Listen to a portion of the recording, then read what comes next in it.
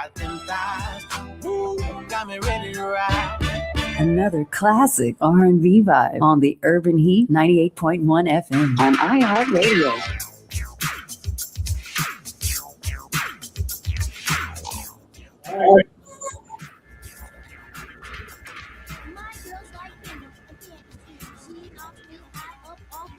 All righty. Good morning, ladies and gentlemen. Welcome to the Urban Heat, R&B Talk on a Tuesday. My name is Steve Gooseby with the lovely Tara in the building.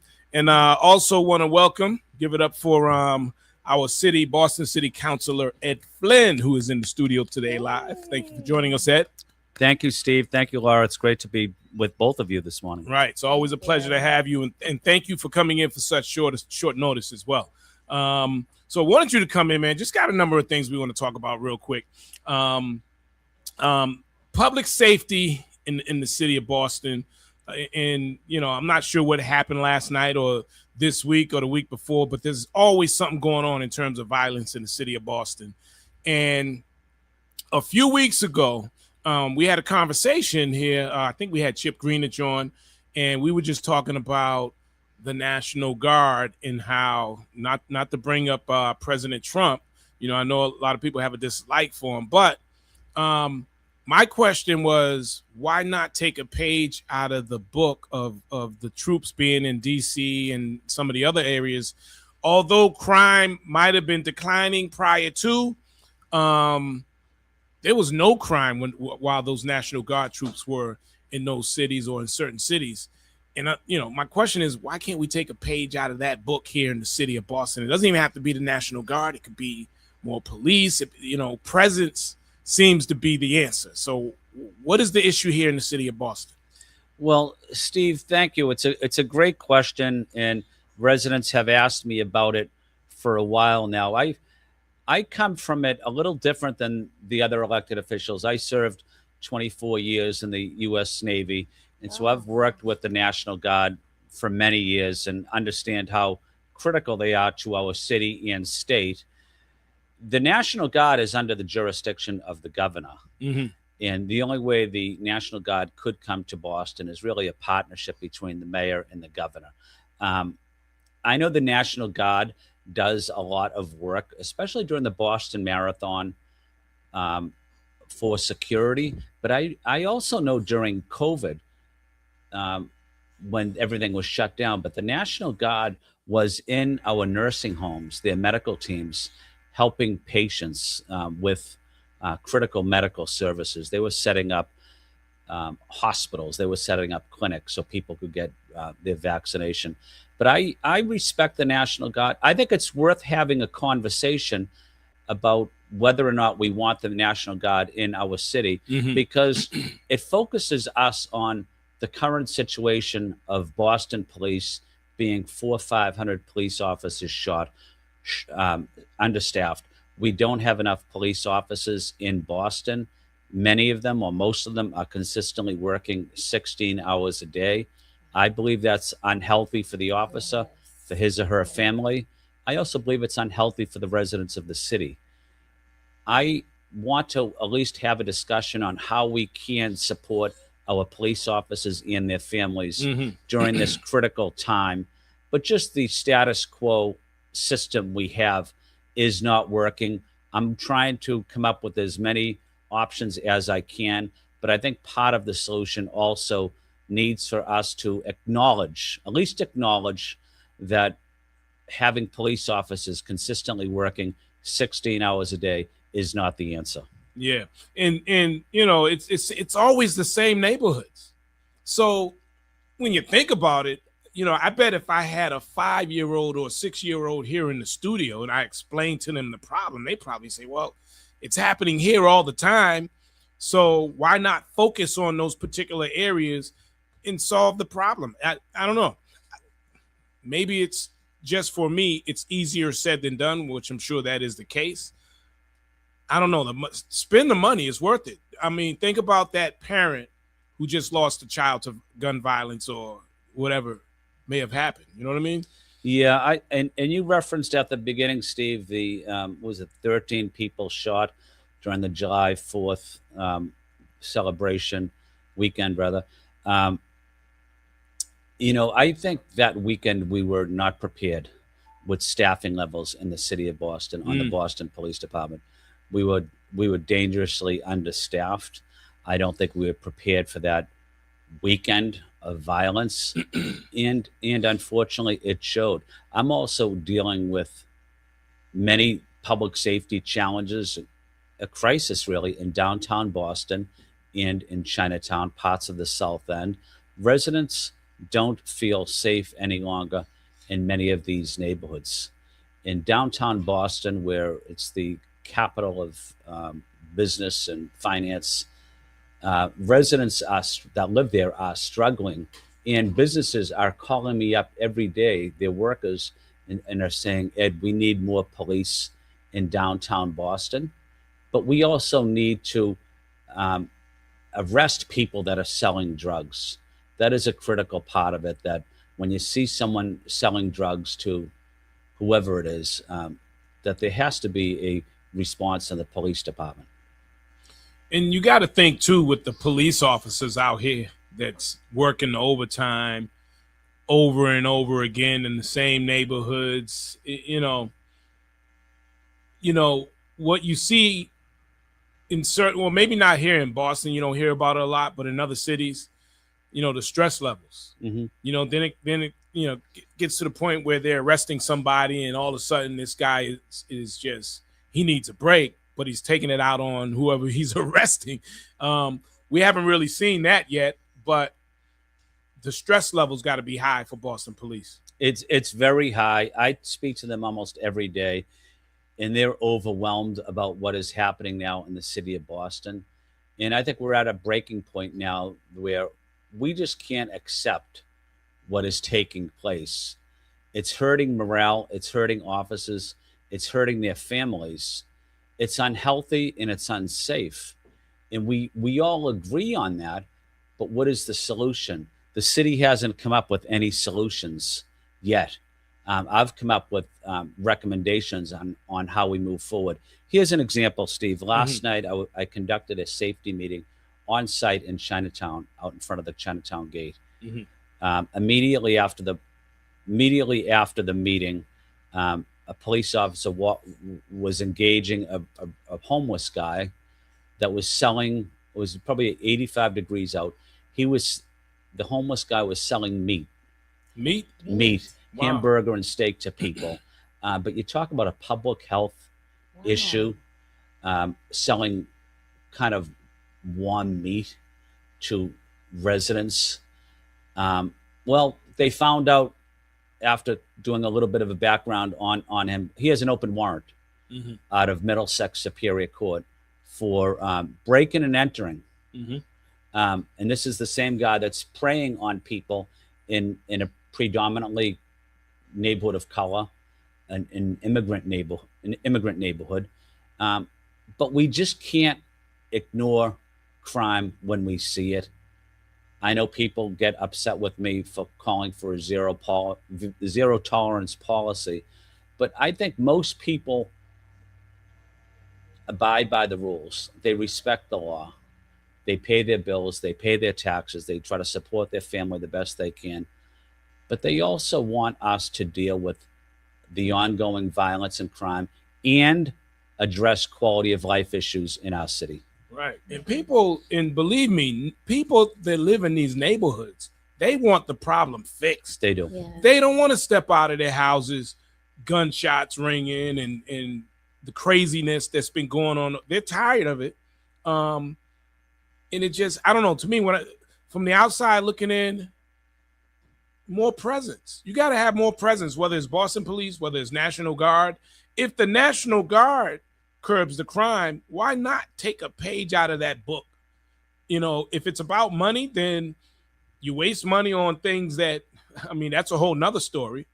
So, I don't know. Yeah, I think the perception people have of the National Guard is not the perception I have.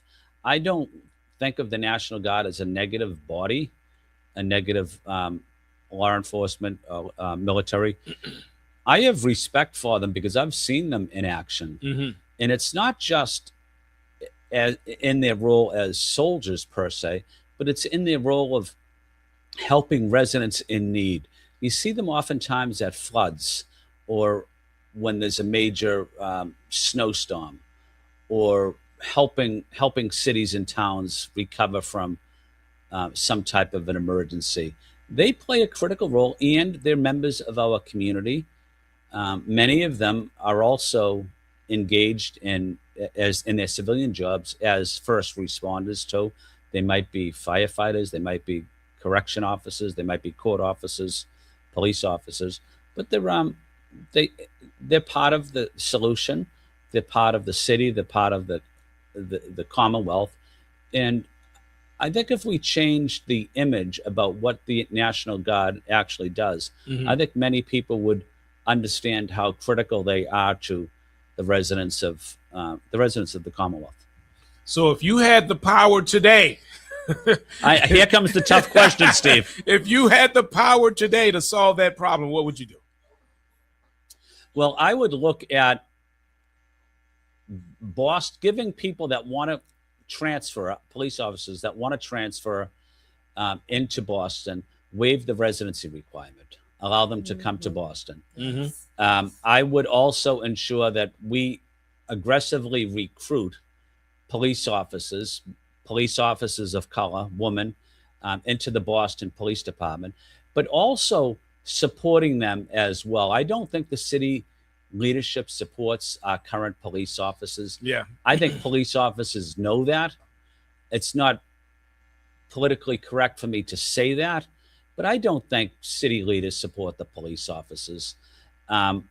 We have to change the way we communicate and work with police officers and their families as well, because retention is also a critical part of keeping our neighbors safe.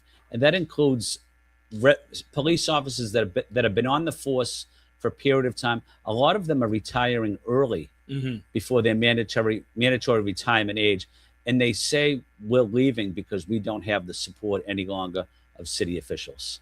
And you would have to think too, with that, taking that into account, again, the stress levels just from the day-to-day stuff, especially if you're working in Roxbury, Dorchester, Mattapan.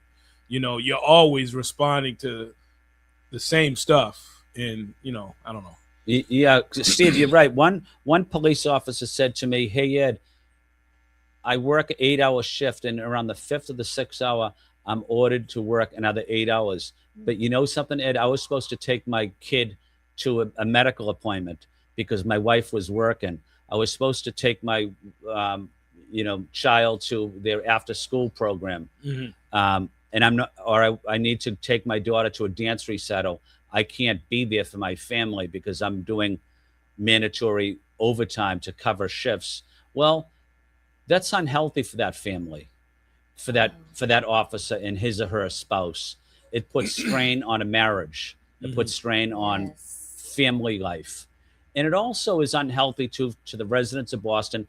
Having a police officer working on the 15th hour or the 16th hour going into make an arrest, mistakes happen when you're tired. I know that because I served in the Navy.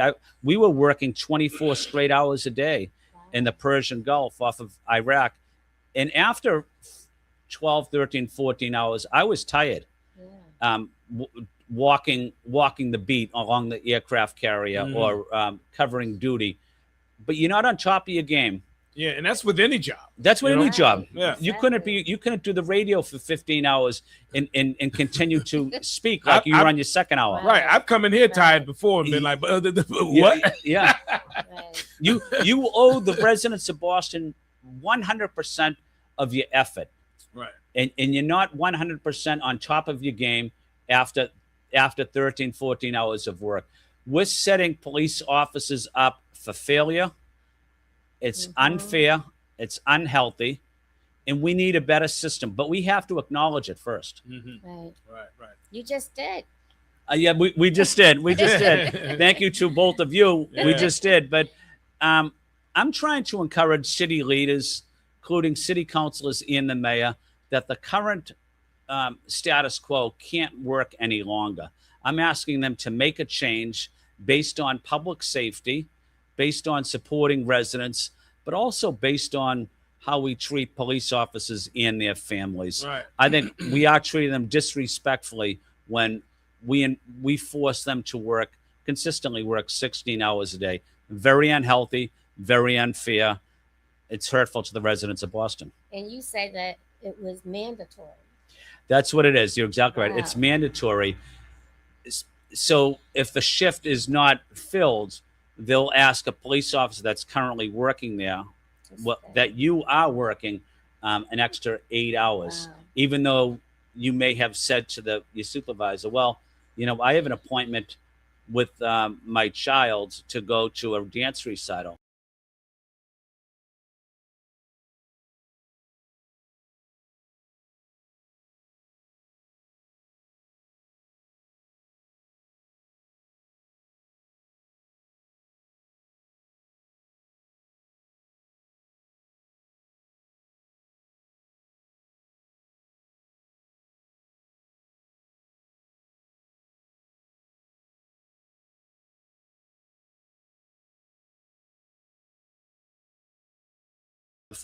Of officers working 16 hours a day doesn't work.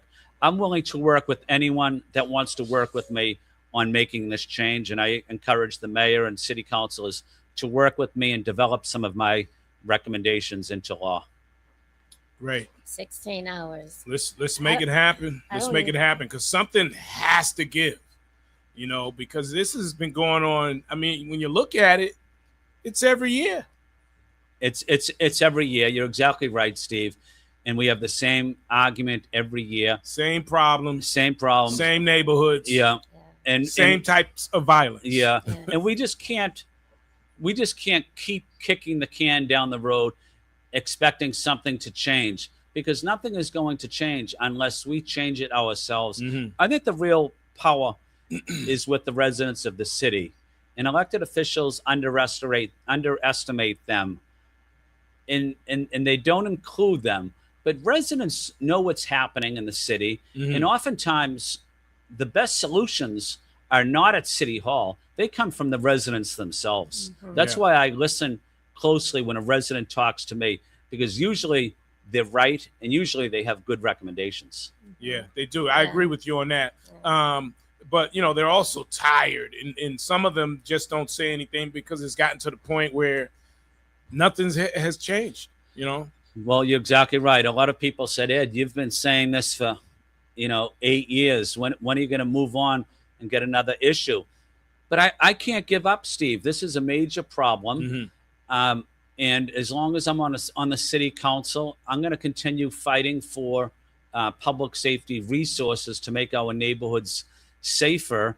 And I'm just not going to ignore a problem when I see it. Yeah, it's probably better for me politically just to ignore it and pretend everything is fine. But that's not how I go to work every day. I go to work every day looking at challenges and trying to come up with solutions. And sometimes people don't like it. Steve, a lot of times people don't like it, right, including other elected officials. But I was elected by my constituents, and I'm going to continue to provide the best positive leadership I can for the residents of Boston. Right. Okay. All right. So there's your public safety tips and issues and problems that need to be solved for the morning. Mm-hmm. For now, anyways. I know you got a bunch of questions you said you had, Tara. I do. Go for it. In different areas. Okay, Tara. Let me see. So, what is the city council doing directly to reduce youth violence? It's a great question. Youth violence is a major problem in the city of Boston. I know we partner with some excellent community organizations, mm-hmm. nonprofits. Mm-hmm. There's a lot of wonderful people throughout the community that are doing good work, working with the police, but more importantly, working with the public. Those types of youth programs are critical, including our after-school programs, mm-hmm. Youth sports programs, ensuring residents, our young people and residents have access to critical services so that they're learning about job training. They're learning. They're getting a good education at public schools. But partnerships, critical partnerships, is important. Many of them, unfortunately, have been cut during the budget, but they play a critical role in our city, and including summer jobs for our youth is very important. Yes. That's something I focused on working with City Councilor Henry Santana and Brian Worrell as well, trying to get as much money in the city budget as we can for youth employment. Awesome. So let me see here. What opportunities are available for teenagers and young adults to keep them off the streets? There's so many wonderful city programs that we have that many young people don't necessarily take advantage of them. But do they know about it? A lot of times they don't know about them. Right. Like the summer jobs program. I think it's a very good program, but you are correct. A lot of young people don't know about them.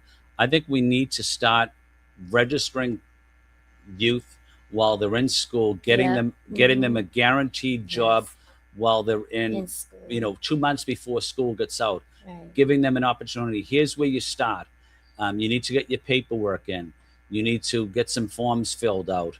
But let that process start while the student is still in school before they're released for the summer. Right. Get everything confirmed. And before the end of the year, let that student know exactly where you're going to start, when you're going to start, and that there's no hiccups at all in the paperwork because you had all year to get it done. And that's what I'm going to try to continue to focus on, is making sure we have those guaranteed slots for youth before they leave for the summer.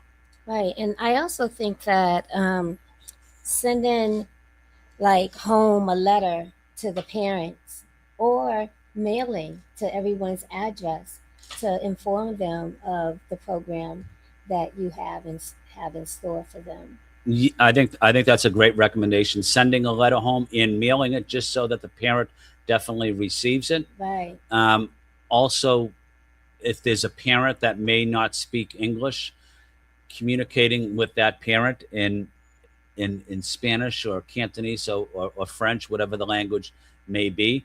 But I do think that the parent or guardian should know exactly the opportunities available for their son or for their daughter. Mm-hmm. But it is about communication. But Boston Public Schools can play a critical role. Right. But we have to ensure that the guardian or the parent is actively involved. Right. They know about how to apply for a summer job, and they stay on top of their child as well. I think that's critical. So it's a community thing. We all need to help each other, basically. That's right. You said it perfectly. It's about the community. We need to help each other out. There's wonderful nonprofits that also offer assistance to young people to help fill out their application, to hire young people. Yeah. And it's really about working together. It's about partnerships. It's about respecting each other. And the other point I wanted to make is city officials need to listen better. Yeah. When you listen to someone, I always try to listen to someone for 5 or 10 minutes before I speak. Give them an opportunity to say what's on their mind. And then after 5 or 10 minutes, then you have the opportunity to respond. Yeah. But listening is a critical skill that most elected officials don't utilize. Kind of like a relationship. Yeah. Absolutely. Yep, you're exactly right, Steve. And I think you said that perfectly as well. To listen before responding, before doing anything. We all, not just them, everyone needs to listen first before they decide to speak any words out of their mouth. You're exactly right. And if a Boston resident calls up an elected official on the telephone, for that resident to call up that elected official, that might be the most important call they make all year. They don't necessarily want to call the elected official, right, but they may have an issue. They need to try to help their kid get into a drug treatment program. They might have a problem with their child at something related to the school system. Yeah. They might be talking about a sidewalk that needs repairs for an elderly person, Yeah. a person with disabilities. So those calls are critical, and we can't dismiss them as just it's just people complaining. That's the wrong attitude. I feel like these issues are not a hard fix, you know, but you got to kind of like work from the inside outside. You know, you gotta attack the problem from the core, and then all those other things, like there are a lot of good programs out there that, like you mentioned, like they don't know about them. Right. But I think if you attack things from the inside on out, it just helps all the other programs that are there. Then those programs can really get to work and make a difference. That's right. You know, that's right. Well, it sounds like to me that we should have a big rally. All of us come together, the community, Councilor, and all the radio people. Everyone should come together, have a huge cookout, and we talk about the violence. We educate the parents and the siblings as well about, you know, there are options. We don't have to live like this. Right. And I think the more that we can all come together, and I mean like not just like a phone call or even like the letters, but us interacting with each other, you know, every year, that I think that would play a difference in helping the younger people to see that they don't have to go down the wrong road, that everyone does care and love them, because I think that's a huge issue there. Totally agree. We're not interacting with these young people. And actually, I feel like in my heart, they're really looking for love. That's what they're really looking for. That's right. It's for love. Yeah, and they're being led by the wrong things too. So that's part of the problem. So we got to change that. I'm going to switch it up just a little bit, because it's been a great summer so far, especially weather-wise. It has been. It's been a great summer. For some people, though, when they get that electric bill, not so much. So I want to talk about, because there's a lot of different charges on electric bills right now, if people haven't noticed. How does that happen? How do these charges begin to appear that were never there over the years? Or is it just me, or did those charges go up? I don't know, but it's a issue with a lot of folks in the neighborhoods complaining about the cost of electricity nowadays. Yeah, I agree with you, Steve. I had a lot of residents reach out to me and ask me why their electric bill is going up. From what I understand, much of this is overseen by the state, and the state works with the electrical providers, I guess, or companies, and discuss when they're able to increase the price of delivering electricity to residents. But I do know it has a negative impact, especially on low-income families, seniors, persons with disabilities, working families. But even going up, $6 has an impact on residents, or a couple of dollars. Right. But I do think there has to be leadership from the city of Boston as well on this particular issue that both of you highlighted very well. That, how do we support residents that are struggling to pay their bills, their electric bill, their water bill, their mortgage, because prices continue to go up, and they might be on a fixed income, and their income is not going up, even though their bills are going up. You hit it right on the head. Yeah. Yeah, it's a major problem. We have to put ourselves in the shoes of other people, and figure out, if you were a person on a fixed income and you may have a pension of $40,000 or $50,000 a year, how are you going to pay your bills? Very difficult. I'll tell you one story. There was a woman at a store next to me. She was a retired person. She had a pension because she's a retired city employee. She was at the store, and she was looking at a can of Campbell's soup. Yep. And she was staring at it. And I said to her, "What are you looking at the can of soup for?" She says, "Oh, Ed, this can of soup, it went up 10 cents." And I said to myself, I didn't say it to her, but I said to myself, well, that's not a big deal, 10 cents. But for her, it was a big deal. Right. But for her, it was a big deal. You got to take yourself out of Yeah. it. And I said, well, I'm glad she told me that, because that she's dealing with food insecurity, and because of the cost of food, because of the cost of other bills as well. But Boston has a food access program for people like that, in that situation. If people want to reach out to me, I can get them in touch with the food access program. If they want to drop me an email at ed.flynn@boston.gov, ed.flynn@boston.gov.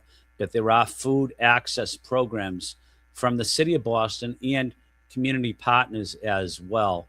But for a lot of people, food access is a real important issue. I think it's a civil rights issue too. Mm-hmm. I have a question from one of the listeners. They said, do you believe increasing the number of police officers in the community would help improve public safety?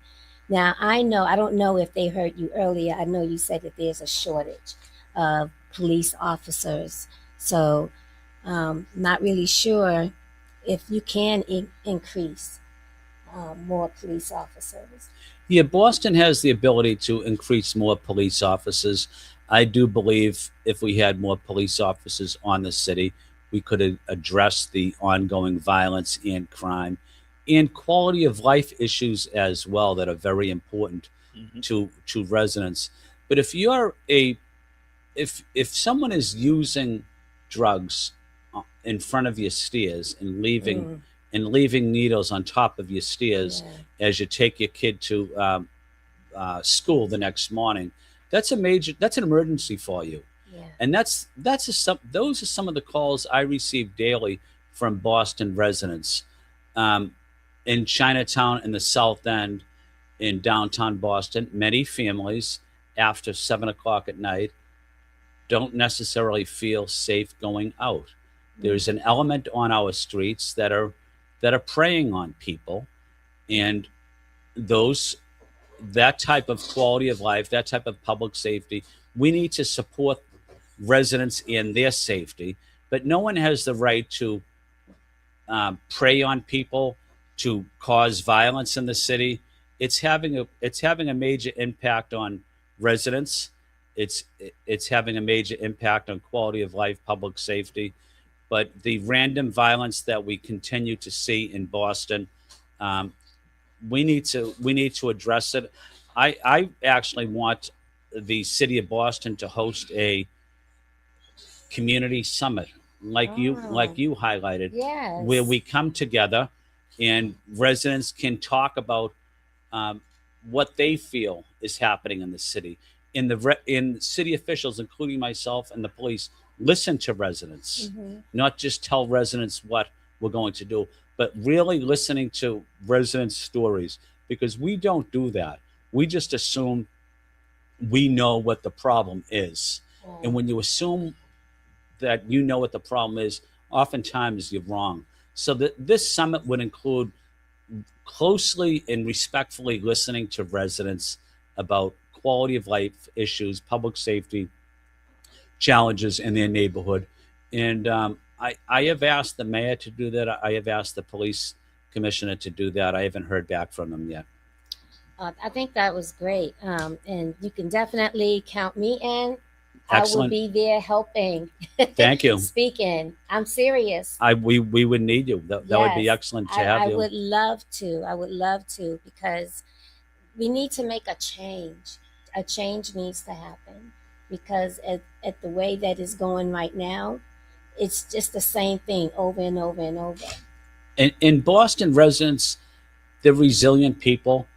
They don't want to give up on the city. They know we have major challenges, public safety, quality of life, but they have vested too much of their time and energy to see a city decline. They want us to provide the critical and positive leadership necessary to move forward. to address public safety, to improve public safety, improve quality of life. But I know I'm not giving up on the residents of Boston. Thank you. And I know the residents aren't giving up either, because the residents are determined. They love the city.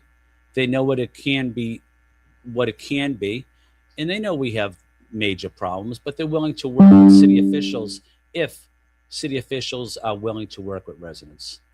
Okay, so another thing I want to ask is, how is Boston addressing mental health, addiction, and trauma in the communities affected by violence?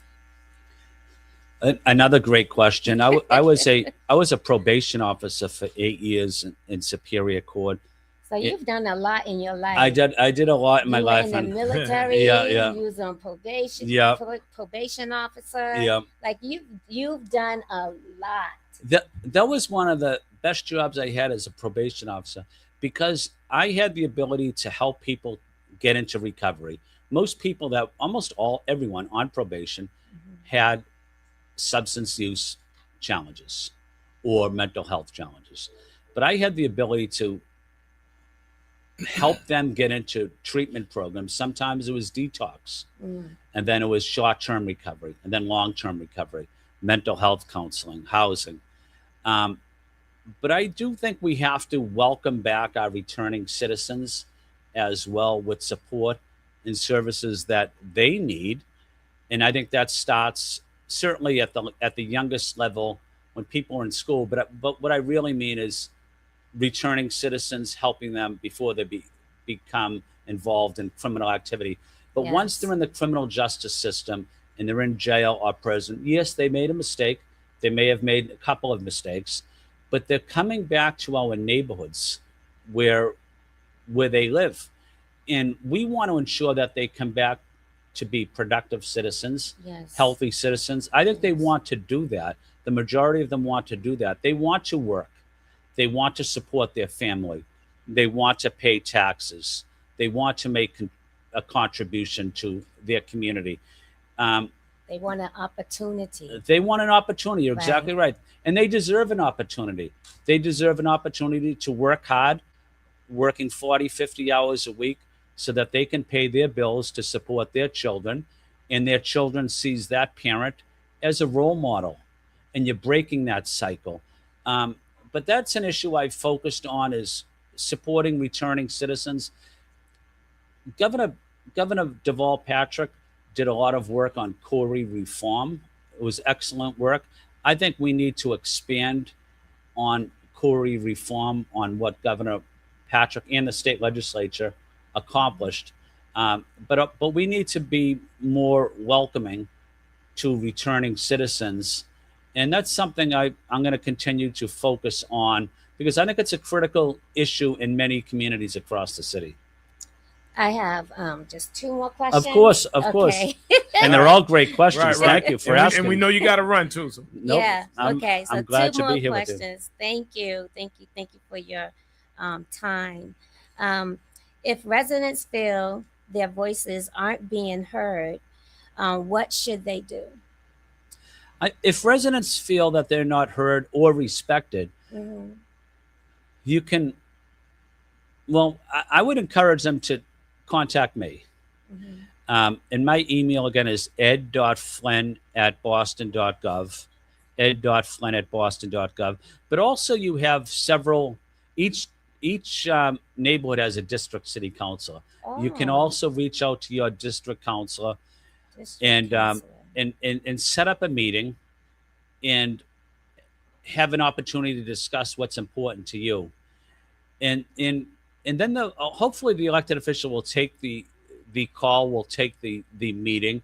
But it's important for elected officials to listen to residents, to learn about what their challenges are, what their problems are. And a lot of times the biggest problem is residents don't feel like they're respected. Yeah. If you don't respect residents, it's hard for residents and elected officials to work together when residents know that there's not the respect coming from elected officials. I think that's a big part of the problem, but I also think that's a part of the solution as well. I think they got to show it. They got to show like it. the summit you're talking about. Yep. That is showing your action, showing it. I think that would be a change. Yeah, you're exactly right. And residents and elected officials need to be in the community, listening to people, talking to people. If an event starts at 9:00, 9:00 in the morning, elected officials should get there at 8:30 so that they can talk to the people that are already there. They can give them their business card. Right. But when the event starts at 9:00, you can't go around talking to people. And when the event is over at 10:00 and the elected official leaves, well, you're missing a lot of the people. Right. You need to be there early and talk to people before an event starts, and that's how you engage the public. And interacting after the like if it's over at 10 from everyone speaking, then they should come down and interact with the people, hang out with the people, eat with the people. That's what you call breaking bread, right? Yeah. That's exactly right. That's critical for elected officials to do that. Elected officials want to leave right after the event is over. If you notice it. Yes. All right, we out of here. Yeah, we out of here. We out. You should, people should expect. Here's one example.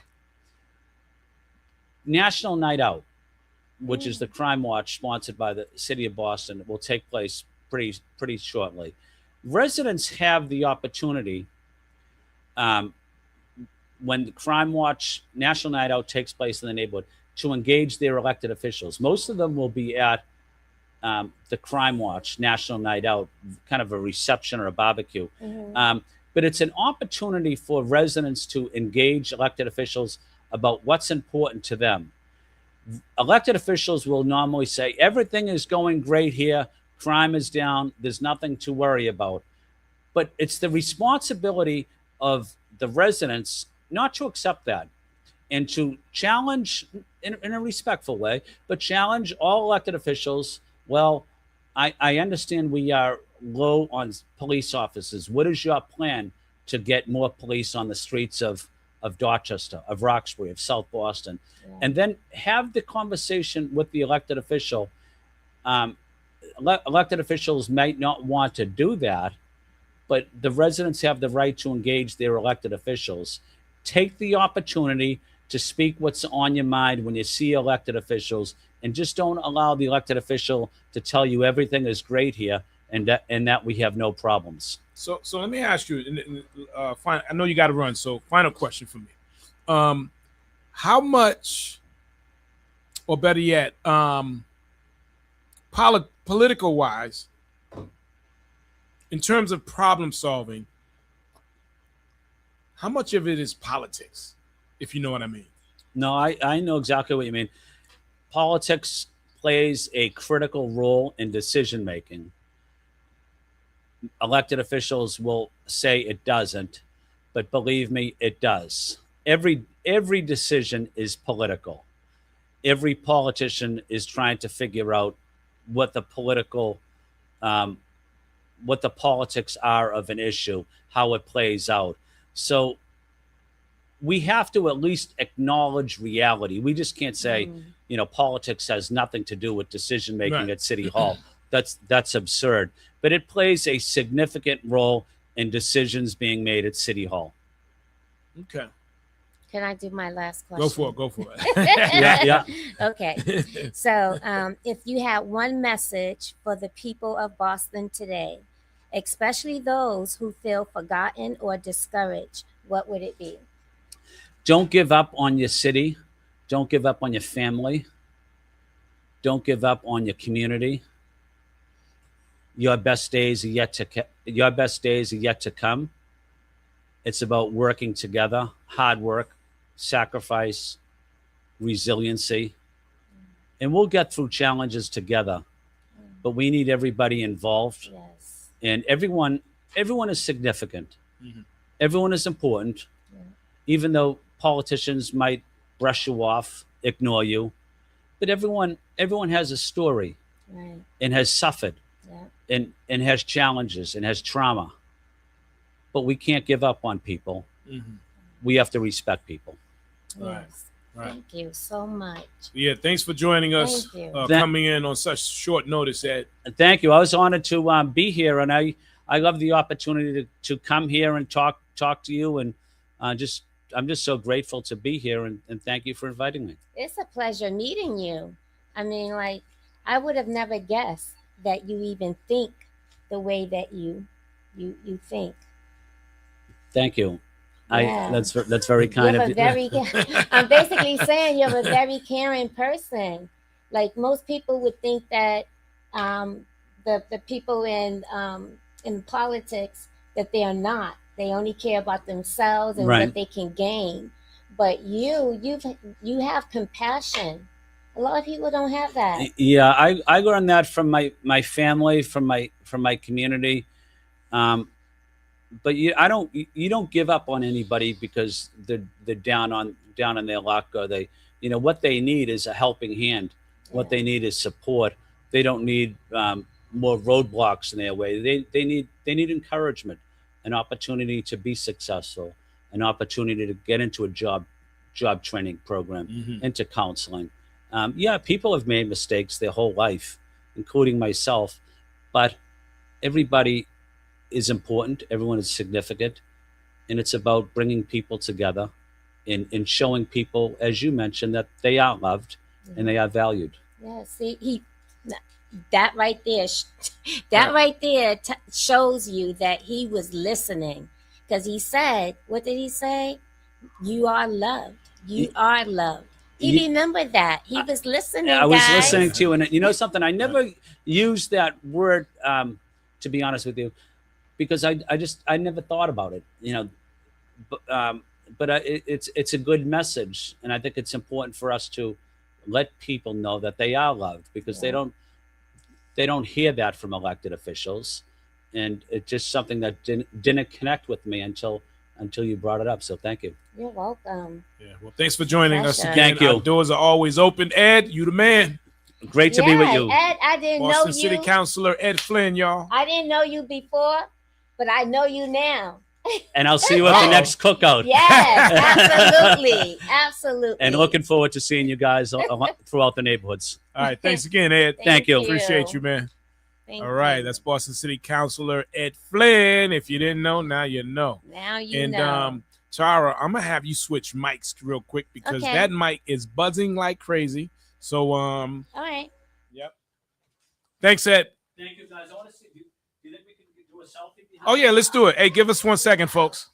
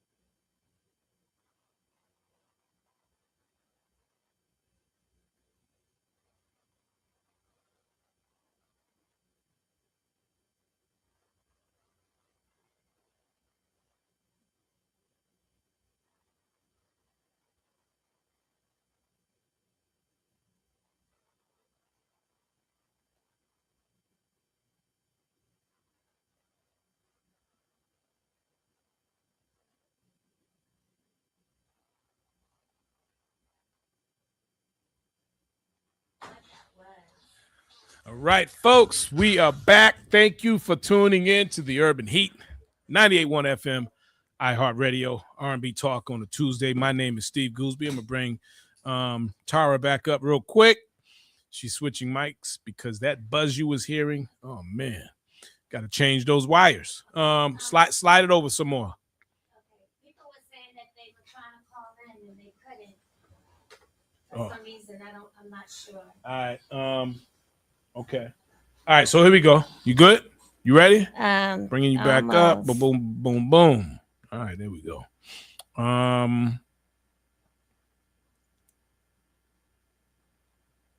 right. Cool. All right. Let's get back to it.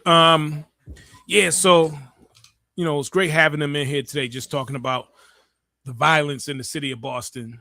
And I mean, think about it, right? It's the same stuff goes on year after year, month after month, week after week, decade after decade, centuries. Come on. I mean, Yes. And it's always in the same neighborhoods, the same type of violence. But for some reason, why is it so hard to get a grasp of it, right? And to get rid of it? I mean, there are other countries where they don't have violence at all, So What country is that? I mean, I don't know, but I could say Japan. Well, put it, the levels of violence that we have in our community, there are places they just don't have it like that. So I'm probably wrong when I said that, but you know what I'm saying? I mean, it's to the point on the outside looking in, I just feel that if it's the same neighborhoods over and over again, the same type of violence over and over again, why is it so difficult to just focus on those areas? If you need more police, if you got to go over budget, so what? You're talking about saving lives, right? Right. Is it really that simple? I think so. If you haven't done it, how do you know if you haven't tried it?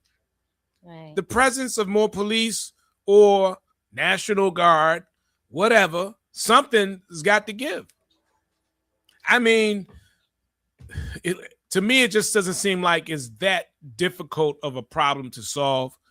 And I'm sure the people that work in those areas probably have something different to say. Yeah, but how about we get some of those folks involved on Boston Police? Let's just get them some more help. Let's get them additional resources. He just talked about the stresses of police officers from working overtime, in those same neighborhoods, dealing with the same issues. Oh, just imagine yourself being a police officer, right? And you're taking calls on shootings, domestic disputes, 8 hours a day, Right. 5 to 7 days a week. Well, let's go to the 16 hours they said. Pull that mic closer if you can. Let's go to the 16 hours. As Ed said, they work in 16 hours. So everyone has a story, for the simple fact that when we look at the police officers, we're not thinking about how many hours that they put in, and their family is, paying for. They're the ones that is paying for what their spouse or father or mother is doing because they're absent. So people are going through different things. So we all need to be more compassion, have more compassion for each other. And needless to say, I hope and pray that it will be different for the police officers, because 16 hours a day that's a lot. It's a lot. I'm gonna go back to it. A mistake waiting to happen. I'm gonna say it over and over again. I feel like presence is everything. Do you think someone's gonna commit a crime if they know there's a police officer standing right there at the corner? Hell no. Come on. So I don't. Yeah, for me, it's that simple. More police officers or National Guard, or create some other type of agency that, a subsidiary of the police department. I don't know. But if you haven't tried it, how do you know it's not going to work? Right. So get me started.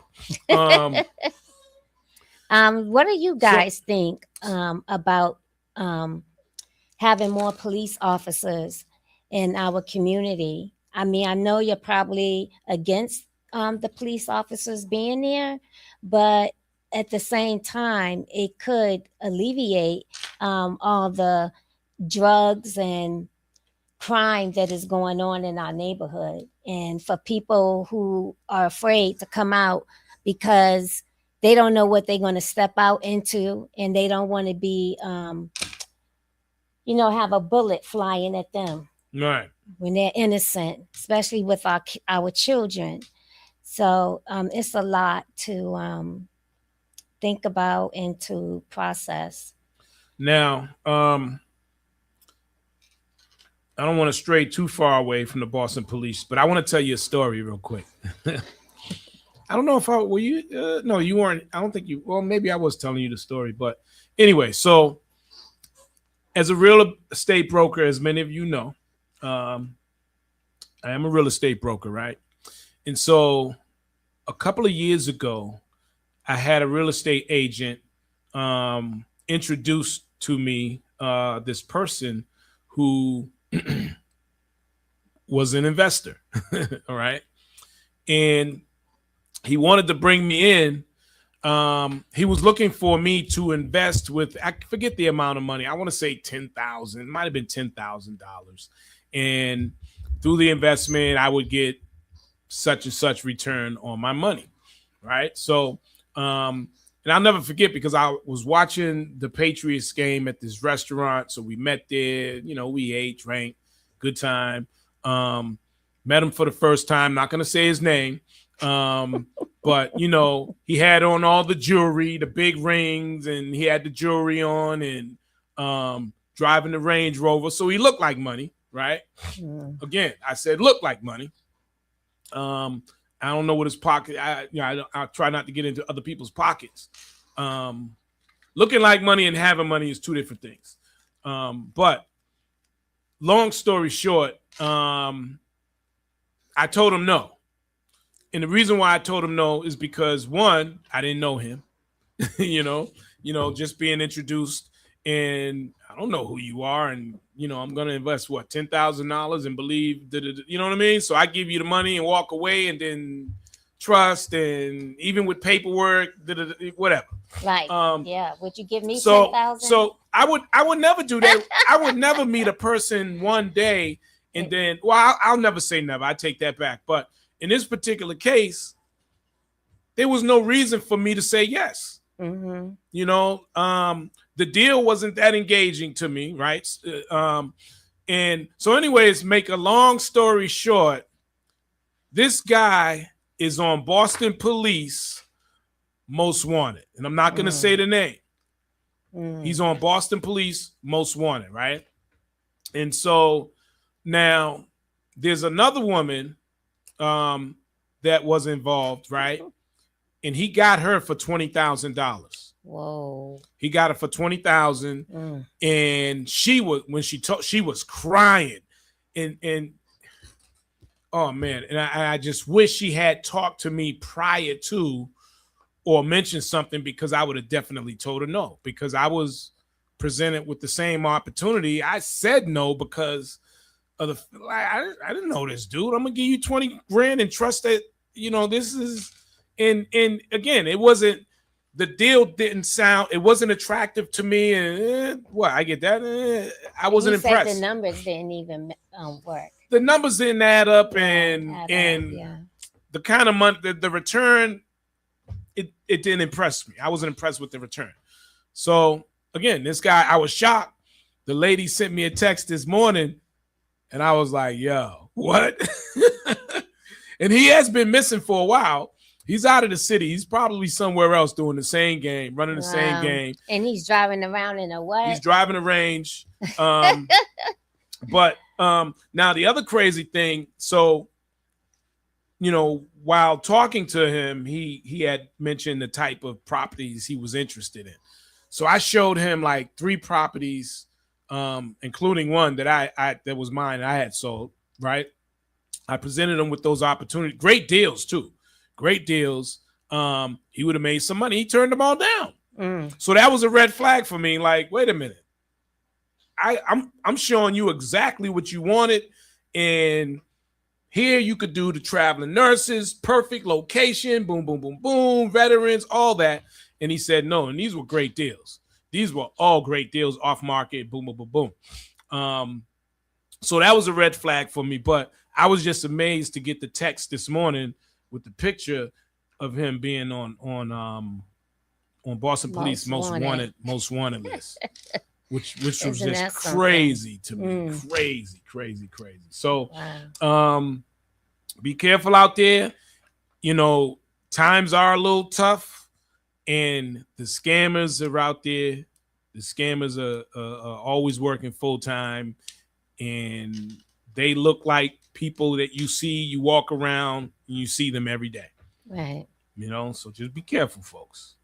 Scammer. And just know, I'm not a scammer. Oh man. So all right. So want to switch it up a little bit. Once again, you listen to R&B Talk, and I had posted something earlier, actually the flyer, which I do every week before we come on the air here. And I had mentioned that one of us went out on a date this weekend, right? So we're going to have that conversation. I'm going to tell you right now, anybody that knows me personally know that no matter what, I ain't talking about nothing. So either way, it ain't me, it's you. Because I don't talk about my business like that, you know? And I'm such an open book. I keep it private, you know? But before we get into that, let's see who this is on the phone here. Hello, welcome to the Urban Heat. Good morning. Good morning. My name's Dana Tate. What's good? Good morning, brother. How are you? I'm good. What's happening? You got any questions? Hello? You know, I was asked to call in about the violence. Oh, okay. Yeah, let's talk about that. What are your thoughts about the violence in the city, man? I think it starts at home. Kids are going to do what they're taught. And if they're taught well, they're not going to get into violence. If they're not taught well, chances are they're going to get into the bad things and do the wrong thing. Right. I totally agree with that. But let me ask you, do you think that the surroundings also contribute to the violence or to what's going on inside the home? It plays a part, but there's successful kids that come out of the worst hoods too. They walk right by the violence. Right. You go to school, and then there's other kids that are stop and entertain it. Right. I agree with that. So Dana, tell us about you. Well, I've been incarcerated and was always was for violence, never for drugs, but that was part of it. I had to go do my time, and I was letting my emotions get the best of me and making bad decisions. I was never in a gang. I'm not a gang member, but my violence and my behavior landed me behind bars. But you were cool with all those gang members, right? I mean, a gang is just a group of people hanging together. I go to school with gang members. I play ball with gang members. Just because you're a bunch of y'all, that don't make y'all no tougher. Y'all just live on the same street or hang together. That's what a gang is. Right. Everybody in the gang ain't tough. So Dana, how did you change your life when you got out? I mean, how much time did you serve? 13 years altogether. Wow. And so now, Wow. what do you know what year you got out? Well, my first incarceration was 92 to 97. And then I sat and waited trial 08 to 010. And then I did another bid from 13 to 19. So let me ask you, right? So with all that being said, so your surroundings during the time, you pretty much was incarcerated based on your surroundings, and then you got involved with the things that were around you. Am I correct in saying that? No. I was in college and I shot someone because they did something to a family member. I landed in prison with gang members. Some of them I knew, some of them I didn't know. Mm-hmm. But we all landed in the same place because of something we did. Right. I wasn't a DYS kid. I graduated high school. I was in college. Mm. My sophomore year, I shot someone because he did something to my grandmother a long time ago that I never forgot about. And that was my first time seeing him. And that was the decision I made. I went and did 5 years for it. He came out and got back to living. And I came out that first time. I bought a house all by myself. I was on parole. But yes, I ended up back in prison again for doing something to someone else who I thought violated me. So those decisions landed me in prison, and I lived with them. I did my time, and I'm out, and I'm just trying to tell these kids, don't make that decision. Mm-hmm. So I started my own program trying to relay this message to these kids out here, because the message isn't being relayed properly, or from a respectful source, I should say. Got you. Now, you said you started your own program. What program is that, if you don't mind me asking? Yes, it's called BOS. The BOS stands for Business Over Street. But since I've been out, I've developed my own property from the ground up. So I'm into the real estate now, and I'm trying to show the kids that you can get the same thing from selling drugs as you can being living a legit life. Right. Yeah. And me being a real estate broker, I back you 1,000 on that. Do you think, and, I keep going back to the surroundings because I feel like, even when we had Boston City Councilor Ed Flynn here a while ago, and we was just talking about presence of Boston police, but also working it from the ground level on out, because I think, at least for me growing up in Roxbury back in the day, man, I remember for me, man, all I knew was Orchard Park and Dudley Station. Yeah, me too. That was it. And I That's all wasn't I knew. allowed to go down there. That's all I knew. I didn't know nothing about backyards and pools and, vacation. I didn't know none of that stuff, man. Do you feel that's a lot of it today, man? Just our youth being shown other ways, other things in life, man. I feel like when you see violence and you hear violence, and it's all you know. I don't know, man. I'm on the outside looking in. What are your thoughts on that? May I ask how old you are? I'm 6'1". No. Okay. So back in the 90s, in the late 80s. Right.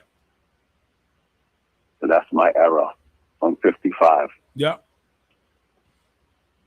So back then, violence was at its all-time high.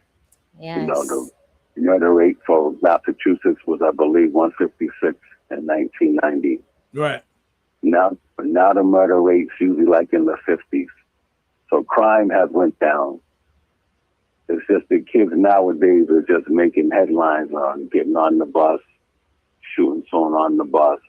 The dumb stuff like that. Mm-hmm. Just like we heard another one on the news, a young kid shot his girlfriend. That's not violence. That's not what we used to do back in our day. So now that jails are closing down, there's less and less jails. Walpole's closed down. Concord's closed down. Back then, these jails was overcrowded. They had us sleep in them gyms. There wasn't enough beds in the prisons. So crime has went down. It's just that what they're doing now is senseless. Yes, a lot of people are passing away through the violence, and it's just a senseless death, which is just so sad. Wow. Half the murders is domestic. It's not even gang related. A lot of that, I mean, I have this app called Newsbreak, and it gives me news from all over the United States. And people killing their children, their spouses, that is going on all over the US. And it's so sad because the people that you actually trust are the ones that are committing the crimes now. Wow. Yeah, yeah. Well, thanks for your call, man. We appreciate you sharing your story, man. And I commend you, Anytime. Dana. Thank you. All right, appreciate your call. Thanks, man. Yeah, I mean, So it's from all different directions. yeah. The violence is crazy, and again, it's just been going on like way too long. And and you said it earlier, generation to generation, decades to decades. Like, it's crazy. Yeah, it's the same stuff. Right. Same stuff, and it's in the same neighborhood. Yes. Same types of violence. So it's almost as if, like, the people in those neighborhoods, including myself, we need to change our mindset. Right. The mindset is still like the same. It's from decades ago. Mm-hmm. So we need to change our mindset. And everyone needs a hug. But part of it too is like he said, it starts in the home. Right. Parenting. Parenting obviously has been bad in a lot of these neighborhoods. But on the other hand too, when it comes to jobs and people not being able, you're spending 50, 60 hours here a week working, and you're trying to raise a child. I don't know what the situations are, but right. but I it's think difficult. I think parenting is a problem too. Right. And how did I not stray? Well, listen, I'm not gonna lie. Growing up in Orchard Park, it wasn't easy.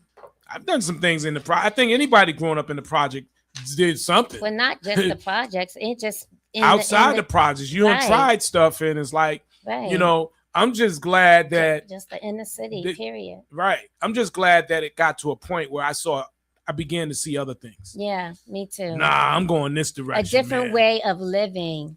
Yeah. And yeah, I'll tell you some stories off here, but we got another phone call. Good morning. Welcome to the Urban Heat. Who's this? Hola. Are you there? Yes. Good morning. Good morning. Who's this? This is Steve Brew. Hey, good morning to you. How you doing? Good. I'm great. How are you? Good. Boston's finest here. Yes, I happened to I happened to hop in the car, and I was like, "Oh, wait a minute, they're talking about my people. What's going on here?" Yeah. Now what's going on here? But I'm happy to hear the conversation. Mm-hmm. I think you're in a bad area because you just faded out there. We were talking about how to get some active duty police officers to do a, question and answer on the radio so that, the community can hear. That's a great idea. Perspective of, what policing is really like. I heard you guys talking about the 40-hour work week versus 80-hour work week. And I can tell you that when I first came on this job in 1997, there was almost double the amount of officers that we have now. Mm-hmm. And I think that, and this is just my own personal belief, nothing tied to Boston Police, but my own personal belief is that once we had the George Floyd incident, that kind of changed the view of policing nationwide. And I don't really believe that we've actually been able to fully recover from that. Although 90%, at least in my view of what I see and what I live with day to day, at least 95% are doing what the community wants us to do. But that 1 to 5% that, does something negative outshines all of the things that the other 95% are doing. And that's really unfortunate because the majority of the police officers that are out here because they want to make a positive difference, because they want to see positive changes in the community, you know. So it's disheartening when, you know, one person, not even in the city of Boston, because if we talk about George Floyd, that wasn't even here in Boston, but Boston took a lot of heat for that, as well as other major, you know, departments, you know, all over, you know, took a hit for that. So it's kind of discouraging. You know, I did community work for about 15 years. And one of the things, you know, when all of my youth dialogues, you know, the youth would say, well, you guys just want to shoot people. All you guys want to do is shoot people. And I would say, hold on, time out. Tell me the last time you saw a Boston police officer shoot and kill somebody. And once you give me that answer and we dissect it, then we can go on to what you see happening elsewhere. And they were never able to tell me an incident where a Boston police officer actually shot and killed somebody. You know, unfortunately, it's publicized that has now changed. But, and, you know, I will not speak on that. I cannot speak on that. We have to let, you know, things play out however they're going to play out. But once upon a time, the youth wanted to challenge police wanting to shoot and kill, but they could never tell any time that Boston police shot and killed. Right. You know, and for me, that really makes a difference, you know, and listening to the young man that called in Dana, you know, one of the things he said was, you know, it starts in the home. You know, if you're taught good in the home, you will do good. And for the most part, that is true. But there's also people who have lived in circumstances where their parents have not taught them well, but they've seen others do well and they want to do better than what they were taught, and they actually do so, right? And listening to Dana, it sounds like Dana was taught well. He said he was in college. Mm-hmm. You don't just go to college, you know, if you didn't have people backing you or giving you the encouragement or the knowledge to, you know, get you from point A to point B. So even though he had that backing, or at least it sounded like he had that backing, that one decision, you know, changed his life. And that's one of the things that, you know, I still try to instill in the youth. You know, even myself, one bad decision I make can change my life forever. Right. You know, and I don't think that the young people really understand that their actions have consequences. Yeah, let me ask you, as a Boston police officer, from where you stand. Hold on 1 second. I just want to give you a disclaimer. I may not be able to answer your question. Okay, and I understand that. Rules and regulations. Right. So. Well, if you can answer this question from where you stand as an officer, right? What do you see from your standpoint as far as solving the problems in these neighborhoods of violence, as a police officer? Okay, ask me that question again, because I drove into a dead zone. Okay, as a police officer, standing from where you stand, what do you see as a problem solver in terms of the violence in the neighborhoods? Well, there has to be some kind of programming. There has to be some kind of stuff for the youth to do. There's not a lot for the youth to do as far as hands-on. This modern technology has consumed people so much that they have no desire to go out and do anything outside in the streets. I mean, you know, when I was growing up, we went outside, we played double dutch, you know, yes. We ran around the park, you know, we sat on the corner, we brought our baby dolls outside and played house, you know, we used to play tag, red light, green light, yes, you know, we used to be able to go outside and do things. Oh, but the lady, modern technology. Yep, I can go see. I can go see. Red light, right, green light. Right, 7 minutes in heaven. Those were great times. Right? Great times. Those things don't happen anymore because of this modern technology. Everybody wants to be glued to their phone. Everybody wants to be glued to these video games. And don't get me wrong, my dad bought my brother and I every video game you could think of. You know, we had Atari, we had ColecoVision, but there were parameters behind it. You could only play it for so much time. You couldn't play it if your chores weren't done. You couldn't play it if your homework wasn't done. You know, there was rules, there were boundaries, and somewhere along the way, parents have lost the ability to The take care of values. what they need to take care of with their children. I'm not going to word, there's a difference between discipline and abuse, but parents don't know how to discipline without being charged with abuse. Like, they don't know how to stop it as just discipline. Do you think And without that, do you think more presence would help? How do you feel about that? Because we was talking about the National Guard earlier, not to say that that's the answer, but do you think more presence will help in these neighborhoods? I don't think the presence of the National Guard, and I can say that because I served, I enlisted in the military and I got out, being a member of the National Guard. And I don't think the National Guard is needed here in our city at this present time, at this present moment. The National Guard laws, what they abide by is completely different than, the city of Boston rules. Each jurisdiction has their own city bylaws, their own rules. I mean, as a state, we have laws, as a city, there's laws, but, there's also ordinances that come into play.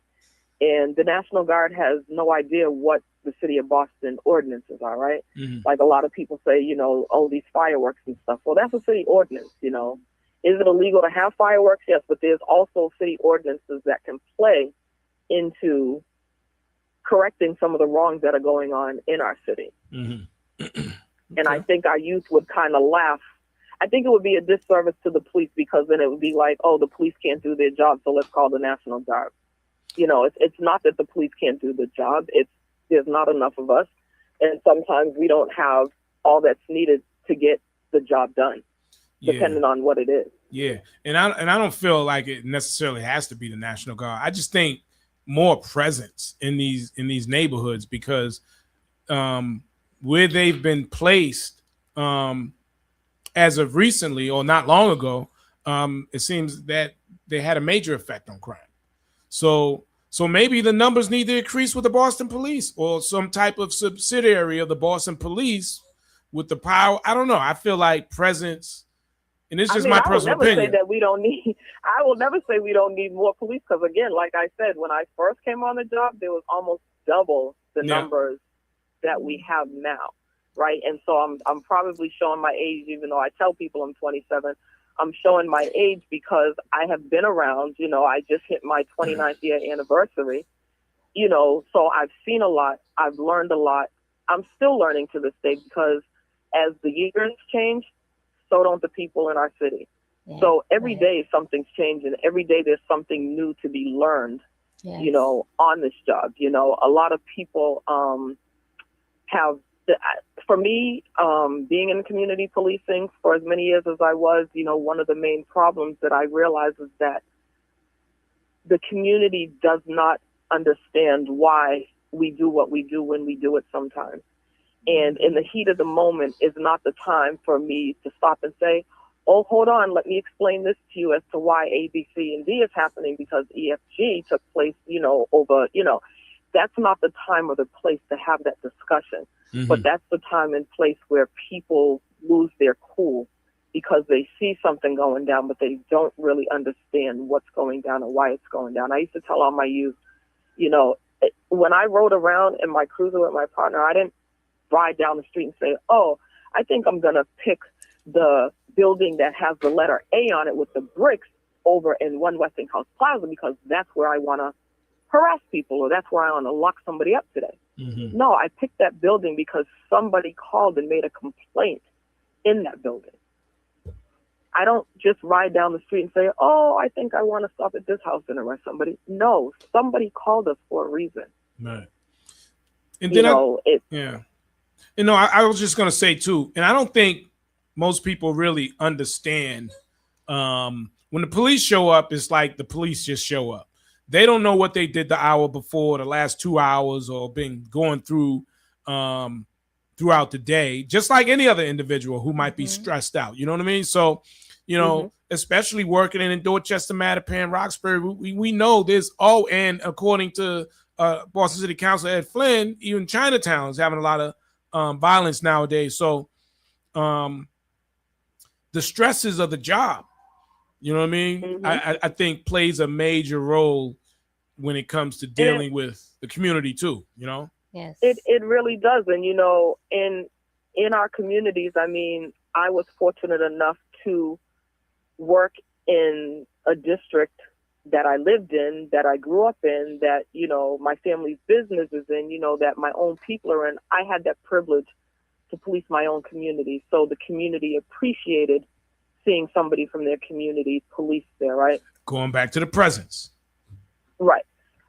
But, you know, like the young lady said, or it may have even been you, I don't know, but I heard somebody say something to the effect of, you know, the toll it takes on the family members. So, Yes. you know, working 80 hours a week, not by choice, because again, there's not enough of us. So, you know, people have to work double shifts. I question all the time, and I can tell you I've received awards, accolades, citations, you name it. I've received it outside of the department. And each time somebody has asked me to be a guest speaker, I've always closed it out by saying I've always questioned whether or not I gave my one and only child that I birthed, if I gave her enough time, enough of my presence while I was giving all of my time and presence to the community. Did I give her enough? Wow. Did she receive enough from me? I purposely worked the midnight shift for the first 10 years of her life because I wanted to be there. I wanted to have that presence, right? But again, some of those times I was told, guess what? You're working. You're supposed to be off, but guess what? Somebody's not available, so you're here, you're staying, right? Wow. Holidays. There's no such thing as holidays for first responders. Holiday? What? December 25th, you want to close the police department because it's Christmas? Oh, you want to close down because it's New Year's or Thanksgiving? It's not happening. You know, and the people, you know, who the family members are, you know, they want their loved ones with them. You know, why are you at work? Why aren't you home with me? You know, it's family time. It's Thanksgiving. Why, you know, they don't understand that sometimes you don't get to choose when you're going home. And sometimes you don't. Yeah. And outside of domestic violence, it's probably the one time where you don't have a lot going on. Exactly. So, you know, and, you know, my daughter is going to be 26 in same 2 age weeks. as mine. Right. And, you know, I've asked her, she has been present when I have given speeches. She has been present, you know, in the room to see me receive awards and stuff. And she has watched the tears flow from my eyes when I say, I wonder if I gave her enough of me while I was busy saving the world, you know, or at least thinking, you know, that my presence, you know, the job that I do saves the world here or there, you know. Have I really given her enough? And she has always told me, Mommy, you've given me everything. You were always there. But I still don't know if she's saying that to save my feelings. Right. Yes. Right. And, you know, I want to thank you for your services. And I want to say that she probably said it because she just was concerned about your feelings. As I'm listening to you, I'm thinking of my daughter who is 26 and just things that I've gone through in my life. My children would just tell me things because they don't want me to feel bad. They don't want me to feel worse than what I'm already feeling. Exactly. And, you know, I'm so glad we had this conversation because the community doesn't realize, you know, the sacrifice that you all make with your family. There's nothing more important than your family, right? But your family is lacking your presence while you're out here in the community. And I don't think that we give you all enough appreciation because these are things that we don't even think about. The only thing that people think about when they hear about the police is something negative. But you guys are putting a lot at risk. And it's basically your family. Because your children are growing. You can't get that time back. Never. Yeah. Never. And, you know, there were community events, you know, that I did have the privilege of bringing her to, you know, and in her mind at a young age, I'll tell you a time that her bus monitor, she was a medical student, and the bus monitor said, "Hey, your daughter invited everybody to Shea Boo and said her mom's going to pay for it," right? But in her eyes, because she sees me doing stuff with the community, and she doesn't realize that, my partners and I have raised funds, to do things for the community, but in her eyes, her mama, is this big, high stakes roller, when really, I live paycheck to paycheck just like everybody else. But, she didn't see that, but she was able to experience some of the events, and her godmother tells me to this day, your daughter doesn't ever want to go places or do anything because you dragged her to so many different things that she didn't want to go to. Mm. So some of those things, I challenge myself with too. I know some of the things, like Shea Boo, yeah, she wanted to go to Shea Boo. If we went to Six Flags, she wanted to go to Six Flags.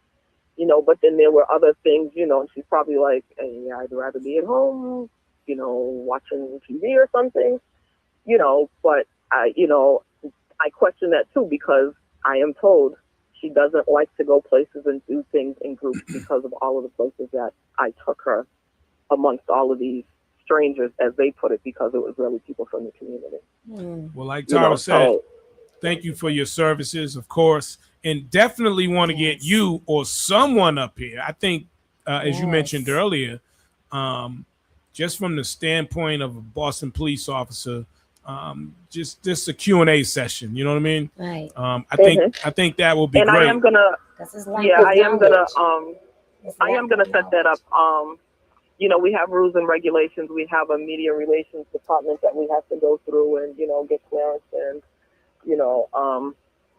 I am definitely going to start that process. Yeah, let's definitely do it. And we understand there's things you can't answer. So we understand that. But I still think, I think that'll be great for the community and just, the station here, period, to have people to call in and maybe even ask questions themselves, To educate, because lack of knowledge.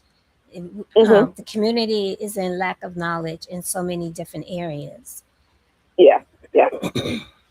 All right. Well, thanks. I am going to put that in the motion to get that done, to have, and not even just officers from this area. I think it would be more impactful, to invite officers citywide, because, the fact of the matter is we do have officers who didn't grow up in the city. They reside in the city because it's a requirement, to be employed. But some of them didn't grow up in the city, and some of them need to hear from community members as well. Yes.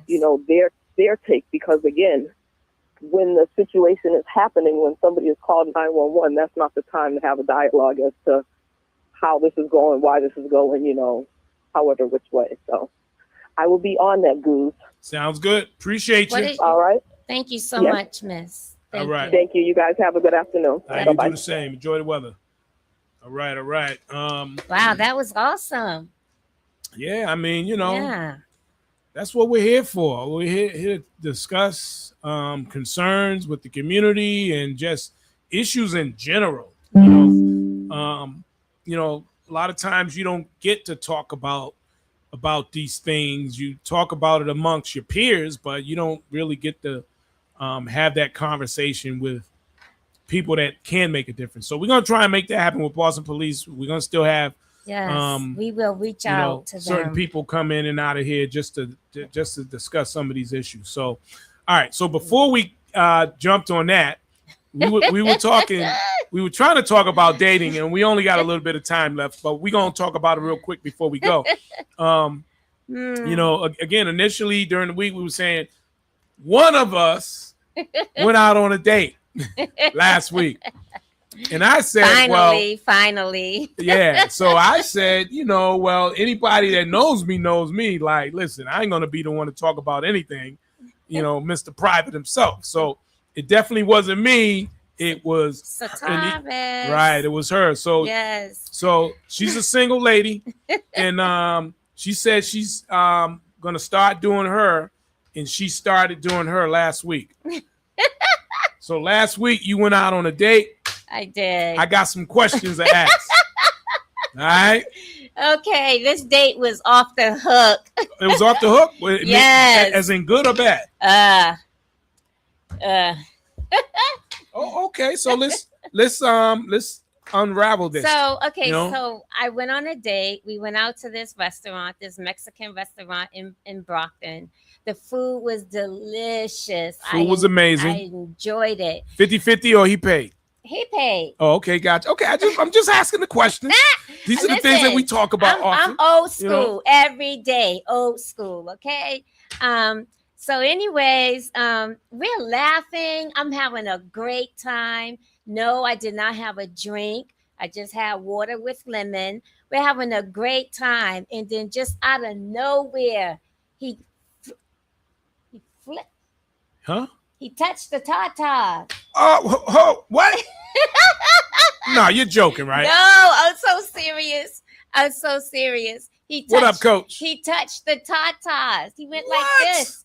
And I was like, oh, what is that? Like, hold on, whoa. I didn't. Oh, go ahead, finish. And then he had I didn't expect that. Then he had the nerve to ask me, are they dark?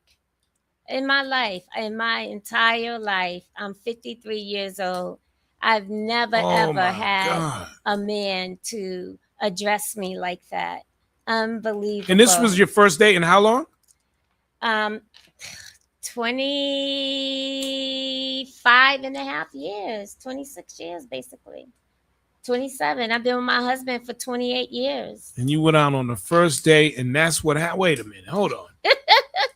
Did you know this person at all prior to? Yes, I know this person. He's from my past. I knew him back in the day when I used to work at the Roxy. And he was a regular there too. So we know each other. We haven't seen each other in well, don't say the person's name. Oh, I won't. We haven't seen each other in many years. But I ran into him one night. Actually, Juneteenth. I ran into you, Juneteenth. Right. And I ran into him that night where we went out to Park 54. Me and my girlfriends were there eating. And that's how we got back, in touch with each other. But yeah, he touched the tata. Was the date over after that or? No, it wasn't over. It wasn't. He kept poking. So I'm sitting on a chair. And he kept poking my bum. Just kept poking. And so I asked So what was your response? I asked him, did he ask to touch me? Did you ask to touch me? And this was in a restaurant? Jeez. Yes. Wow. This is wild right here. He said, I asked him, and then he responded. He said that we were vibing, so he didn't need to ask me. So is this how it is? Did he have a few drinks? Yes, he did. And this all happened after the drinks? How many drinks did he have before that happened? He had 2 drinks. What kind of drink? I don't know. I don't drink. Shot, beer? No, it was in this big, huge glass, and the Grand Marnier was tipped over. Okay, so he was feeling nice, obviously. And I don't know if he had a drink before we went out either, but the date was going so well. Like we were laughing. I mean, we were truly laughing. Even the bartender was sitting there, like smiling at us, Right. And then he did one thing after that. Well, I guess I might as well just, if I'm going to speak it, I might as well tell you everything. You want to know everything? Well, I don't know. It gets worse? Yes. Oh, my God. It gets worse than him touching you like that? Yes. Oh. He tried to take my hand, and he was going to bring my hand down and have my hand touch his print. Oh, hold up. And so I don't even know how to. I pulled my hand back. I'm like, what are you doing? And then he asked me if I spit. Oh, hold on. Wait a minute. We might have to stop. I know. Okay, don't. I know. That's it. I told him he was a nympho. And he disagreed. Well, actually, no, he didn't disagree. He just looked at me. I told him that he was obsessed with sex, and that he's has a disorder, compulsive sexual behavior disorder. Oh my God! Oh my God! And I told him that they have medication for this. Yo. So that's how it ended, and he had a third drink. So I was upset then because the point was I told him I don't like the drinking. Okay, wait a minute. We got a phone call here. Oh Lord! I think you may have some questions to answer. Don't judge me, you guys. Hello, this is the Urban Heat. Who's this? Hey, yo, man, Steve, man, tell him don't be trying to pull me out there like that. Don't be trying to put. Oh, who's this? You know who it is. The guy who went on a date with her. Oh, That's not true. I don't know that voice. Okay, so if you went out on a date with her, what was she wearing that night or that afternoon? Hello, hola. Yeah, I'm here. Yeah, what was she wearing? Hey, listen, man. Yeah, go ahead. Hey, Steve. Yeah. Hey, Steve. Hey, Steve. Listen. All I got to say is right. All I got to say is when a woman goes on a date, Hey, I think we're losing my you. imagination. Yeah. Hey, Steve. This is Terry Andre from Hip Hop Real Estate, man. Oh my goodness, Carrie! I knew I recognized the voice. I thought I recognized the voice. What's up, Carrie? Hi, Carrie. Hey, what's your thoughts, man? I listen. I almost don't know what to say, man. I'm just shocked. Yeah. I really didn't expect none of this. It's not normal. I told him it's Hell not no, it ain't normal. He said it is. What I can say when you go on a date with people, right? You know, the thing is like when guys drink, sometimes they get carried away. But I would ask her, would she, since this incident happened, would she, and she knew him for a while, would she give him a second chance? I wonder what he might call, but he was drinking. I did give him another chance. I did. Okay, that's the question I want to ask. You gave him another chance? I did. I told him the next day. I told him. Well, you knew him too, so right. That's the reason. But if he was someone that I didn't know, I would have got up and just walked away. Mm-hmm. He wouldn't have had the chance to do all those things. The first time, because he felt comfortable. He felt right. comfortable. He's very comfortable with me. And probably he was teasing y'all. Y'all got that good conversation, good vibe. So he just felt like, hey, let me just go for it. I'm kind of nice anyway. You never know what might happen tonight. Right. Okay. Right. That's a good perspective. But I chewed him out the next day. I told him how I felt. And so with that being said, he came back. He apologized to me. And then what he did something that really touched me though. The next 2 days. Mentally this time. Yeah, mentally, like emotionally. He told me that I've been diagnosed with multiple sclerosis. He looked up multiple sclerosis. He read up on it. And then he told me that he did not want to add any more to my stress, the stress that I already have with my health and everything else. He apologized and he told me how he read up on it. So he understands like what I go through and everything. And I just thought that was the sweetest thing because even family members never looked up and, they ask you all the questions. Mm-hmm. And so that was really huge for me. And not only that, on Saturday, I was volunteering, feeding the homeless. After I finished, I was hungry. I called him and I told him that I was hungry and I wanted to come over and chill. So I went over his house and I tell you, we cooked. We had salmon, broccoli, and veggie, and some like peppers and veggies. And we watched 2 movies. He didn't do anything. I mean, he didn't even touch me. And I ended up falling asleep. Did he have drinks? Nope, he didn't No have drinks? no drinks. Okay, no. so he's a different No person drinks. without the alcohol. Yep. Okay. And then I fell asleep over there. I slept on the sofa. So I'm sleeping this way. The long way of the sofa is the sectional. And then he slept on the short way. And that was it. Nothing. Absolutely That's nothing. called respect. He definitely Yes. respects you. That's what I'm talking about. So going forward, I told him, like, I care about him. I want us to just be friends. Nothing but good friends. Be my bestie, you know? So it went well after that. Like he didn't do anything else.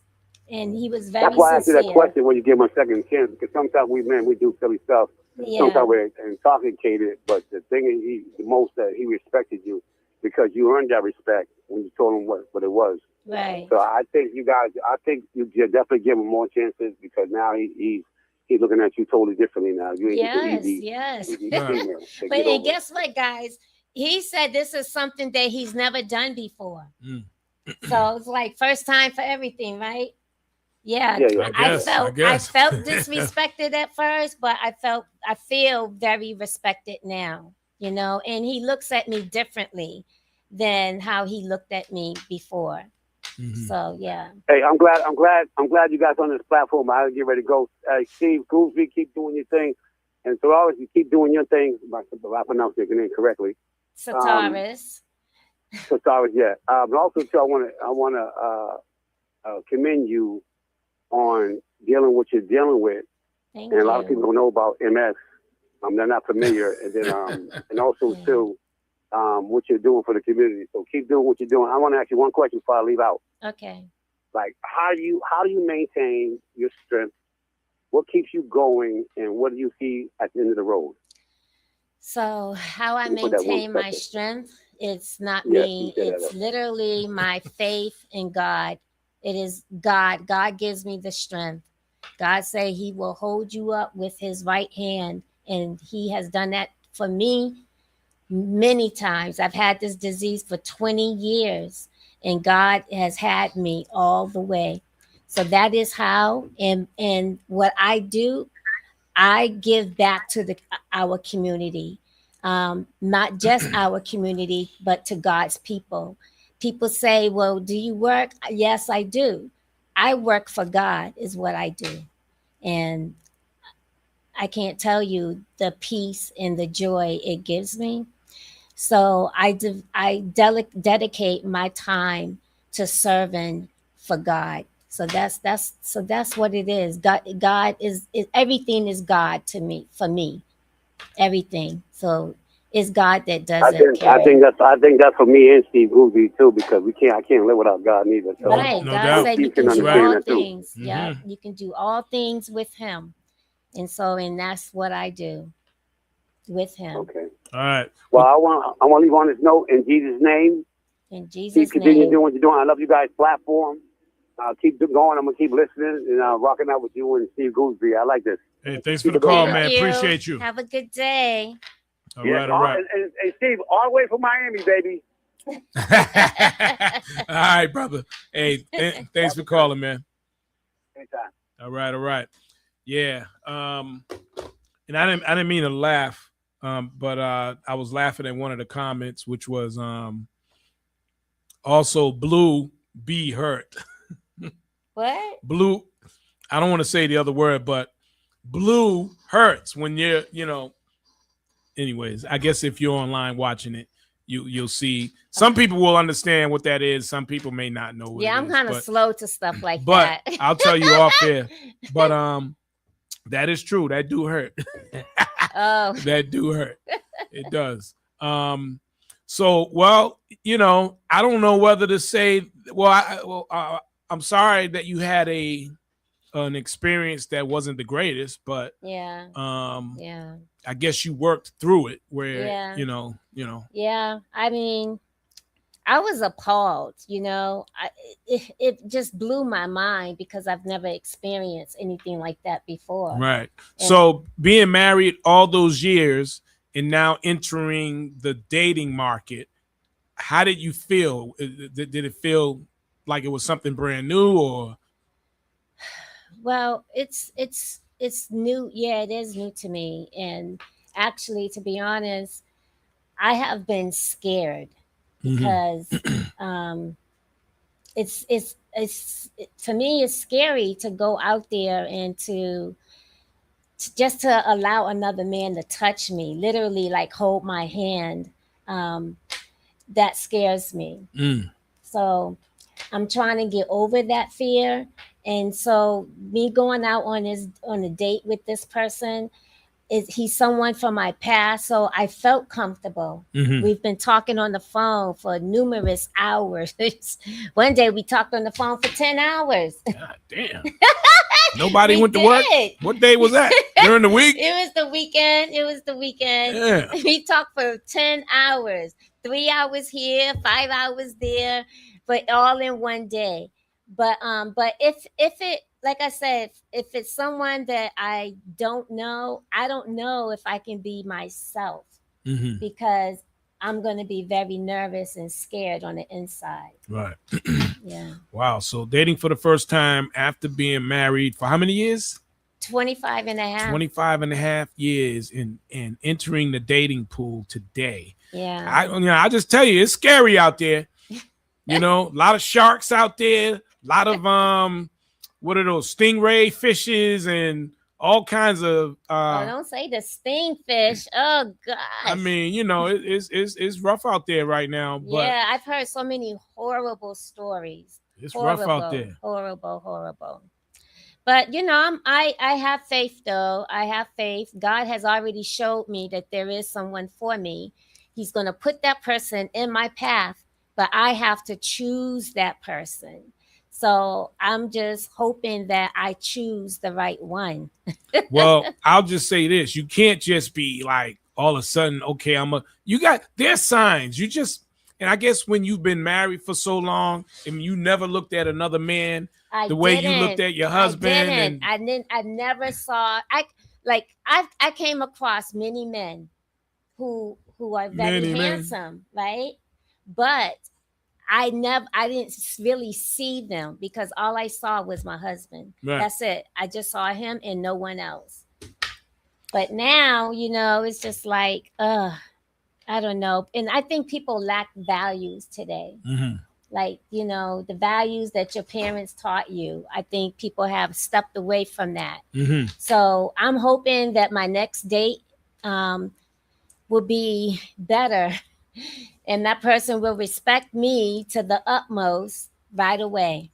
That's what I will say too, just make sure you do your job in terms of identifying what this person might do. Some research. I mean, you can Google people nowadays. You can look people up all kinds of ways, Yeah. And just find out as much as you can about a person, to see if they're a good fit. And you got to ask those questions. Don't be afraid to ask questions. Don't leave it up to them. Well, I'm not afraid of conversing. I'm not afraid. I'm natural at that. But to be alone with a person, like to go out to eat and the person might be watching me while I'm eating. I don't know what to think. And there's such thing too as being too nice. You can't be too nice. Yeah, I have to. Because I could tell. I could tell you're too nice. I can already tell. You're too nice. Yeah, I've been told, and I'm too trusting. Because I know a lot of folks too. People I you know what I mean? I would have never done that. Yeah. You don't just do that to them. That's just my opinion. Yeah. But then again, I don't know what the relationship was. He told me it was normal. I said, this is not normal. So he knows now. He got like Kerry said, he got comfortable. I don't know what type of women. I told him, I said, I don't know what type of women you've been dating. Right. But that's definitely not me. Right. Yeah. All right. Well, I think that's gonna cut it for today, y'all. And we'll be back next Tuesday talking some more things. But thanks for coming in as always. Thank you. And thank you for sharing your stories. Yeah. Especially on the dating, which is crazy. But I don't know. We'll see. I was gonna say maybe one day I'll talk about, dating, But I don't giving think us so. some tips. Oh, I'll give you tips all day. Yeah, like I'll give you tips all day. coaching us on dating. Okay. Well, what do you need to know? What is dating today? Are you dating this weekend at all? Anybody? No. No. What is dating today? Dating today? I mean, I think depending on who it is, it could be wild. You might have a person who's all about 50-50, you know. You may have a person who's all about nowadays you hear people talking about, well, I'm the lead, you're gonna follow me. I mean, it's all kinds of stuff. Oh, especially with social media. Social media people, that's like the Bible for some people, which is crazy. Yeah. Yeah. But I personally think social media messed the game up. And oh, yeah, absolutely. I would say it needs to go back to the days of our grandparents, but times are different though. So that almost can't happen because times are different. Technology is different. Everyone's required or should be working nowadays based on the cost of living. Mm-hmm. If you have a healthy body, unless you're making millions and millions of dollars, I think everyone should be working, you know, or at least well over six figures, you know. Everyone should be working. And nowadays, I think women have to work just based on how society is. And everyone's not making well over six figures. Yeah. So it's going to require two incomes, you know? Yeah. So that makes it a little different from back in the days with our grandparents and parents, you know? That's why I say kudos, even though I'm going through this divorce, kudos to my husband because he held it down. When I went out of work and I could no longer work, we solely depended on his income. And he did his thing. He was a great, great provider for his family. And I thank him for that. Yeah, yeah. So now looking at your divorce or soon to be divorced from the outside, right? Yeah. Not to put blame, but let's just say accountability. Yes. Right? Yeah. Do you take accountability for the divorce or for a lot of the things that happened or? Yes, I do. And I have already made some of those changes. I saw myself, God revealed it to me. Mm-hmm. And some things I just really didn't know. And there's some areas that could have been different, but it wasn't. But again, it takes two. So if you can't do one thing and then the other one, you guys are not on the same page. Right. You know, you got to be on the same page, and God needs to be the head of both of us. It wasn't like that. But I do take responsibility for the things that I've done. Mm-hmm. I've apologized and just working on myself to be a better person. Mm-hmm. I have corrected those areas. So that's all I can do, you know. Right. I acknowledge it. God revealed some things to me so I can see myself, areas that I didn't even realize, had no idea actually, but it was revealed to me. And so therefore I have already put in action of the change. What, you mind going in the detail? Well, for number one, the listening, as we said, which we talk about all the time. Y'all don't listen. Y'all don't be listening. I'm going to say I don't listen because some women do listen, right. Yep. You know, but not me. I didn't listen. I come from a background of strong women, you know, down to my grandmother or my aunts, you know, so I have been taught to be that way, mm-hmm. You know, not realizing, but, you know, watching it and seeing it, it becomes normal. And so number one, and he used to always tell me, you don't listen. You don't ever listen. And I'm like, I hear you. And he's like, no, you don't listen. So there's a difference in hearing than versus listening. So I listen. Listening to understand, Right. to comprehend, as opposed to just hearing him say stuff. Right. And then you go on and he already told you the answer to the puzzle, which is what we say all the time. You guys are not innocent. No, we're not innocent. We're not innocent. But the importance of what we say oftentimes is really the answer to the quiz. Or at least from our perspective, in terms of what we're talking about.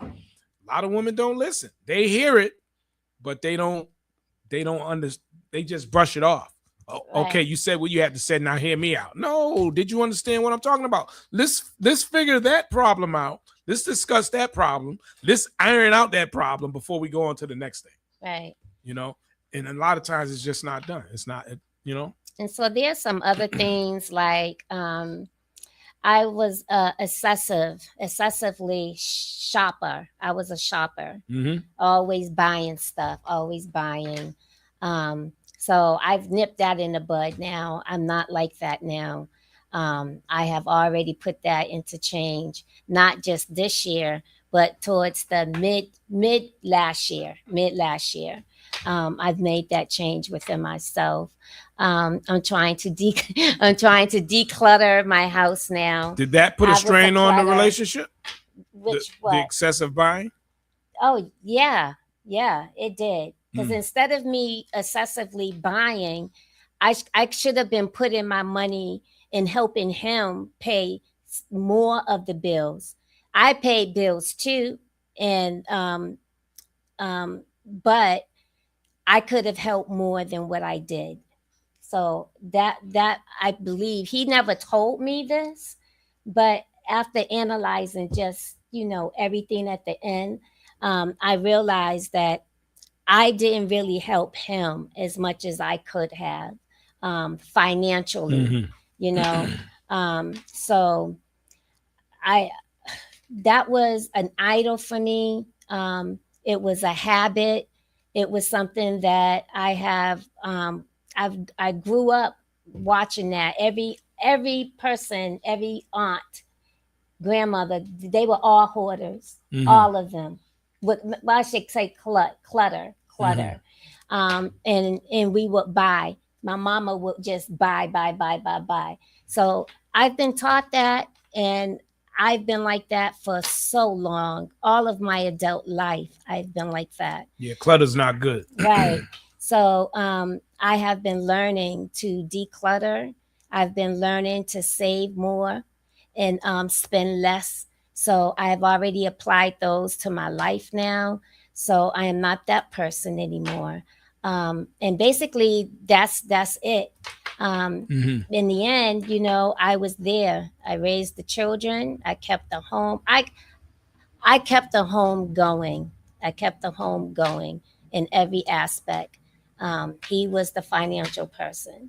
But all I can say is I'm a better person than I was then. Right. Well, that's good. Yeah. That's good. We all learn from our experiences. Yeah.